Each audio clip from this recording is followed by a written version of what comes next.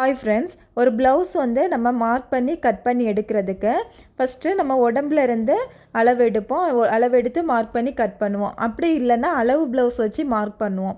அளவு ப்ளவுஸ் வச்சு மார்க் பண்ணி கட் பண்ணி எடுப்போம். அப்படியும் இல்லை, எனக்கு இந்த அளவு எதுவுமே தெரியல அப்படின்னா நம்ம மார்பு சுற்றளவு மட்டும் தான் தெரியும். இப்போ அவங்களோட அப்பச்சஸ் சைஸ் மட்டும் தான் தெரியும், வேறு எந்த அளவுமே தெரியாது, அளவு ப்ளவுஸும் இல்லை அப்படின்னா நம்ம வந்து இந்த ஃபார்முலா யூஸ் பண்ணி ஒரு ப்ளவுஸை ஃபுல்லும் கட் பண்ணி நம்ம எடுத்துக்கலாம்.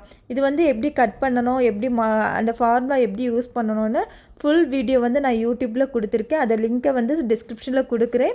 உங்களுக்கு வேணும்னா கிளிக் பண்ணி உள்ளே போய் பாருங்கள். இப்போ நம்ம இதுக்குள்ள ஃபார்முலா வந்து பார்க்கலாம்.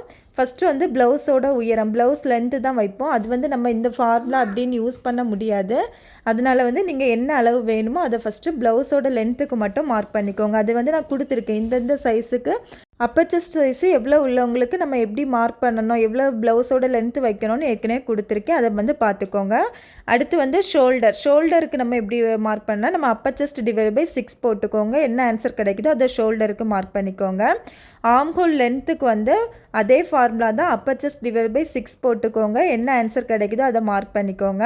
கழுத்தோட அகலம், நெக்கு வித்து கண்டுபிடிக்கிறதுக்கு மார்பு சுற்றளவு டிவைட் பை 12 போட்டுக்கோங்க. என்ன ஆன்சர் கிடைக்குதோ அதை கழுத்தோட அகலமாக மார்க் பண்ணிக்கோங்க.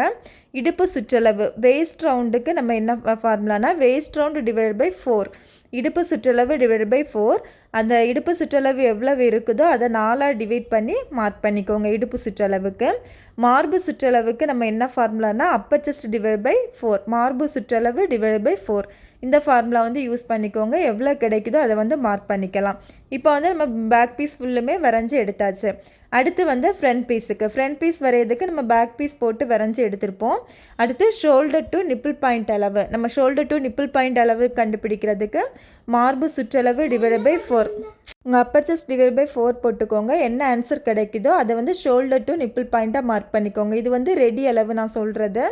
அடுத்து வந்து nibble point to nibble point அளவு, நம்ம மார்பு சுற்றளவு டிவைட் பை 10 போட்டுக்கோங்க. அப்பர் செஸ்ட் டிவைட் பை 10 போடும்போது என்ன ஆன்சர் கிடைக்குதோ அதை nibble point to nibble point mark பண்ணிக்கோங்க. அடுத்து வந்து ஷோல்டர் டு முன்பக்க உயரம், ஃப்ரண்ட் கிராஸோட லென்த்து, அதுக்கு என்ன ஃபார்முலானா மார்பு சுற்றளவு divide by 3. Upper chest divide by 3 போட்டுக்கோங்க. என்ன ஆன்சர் கிடைக்குதோ அதை வந்து ஃப்ரண்ட் கிராஸ் லென்த்தாக மார்க் பண்ணிக்கோங்க. எக்ஸ்ட்ரா தையலுக்கான அளவு விட்டுக்கோங்க. அடுத்து வந்து நம்ம ஸ்லீவுக்கு அதோட கையோட உயரம், சுற்றளவு எல்லாமே மார்க் பண்ணியிருப்போம். கேப் ஹைட் வந்து எப்படி கண்டுபிடிக்கணும்னா அப்பர் செஸ்ட் டிவைட் பை 12 போட்டுக்கோங்க. உங்களுக்கு அந்த கேப் ஹைட் வந்து கரெக்டாக கிடைக்கும். இந்த அளவு வச்சு நம்ம வந்து ஒரு ப்ளவுஸை ஈஸியாக கட் பண்ணி எடுத்துக்கலாம். இந்த வீடியோ பிடிச்சினா லைக் பண்ணுங்கள். என்னோட ஐடியா ஃபாலோ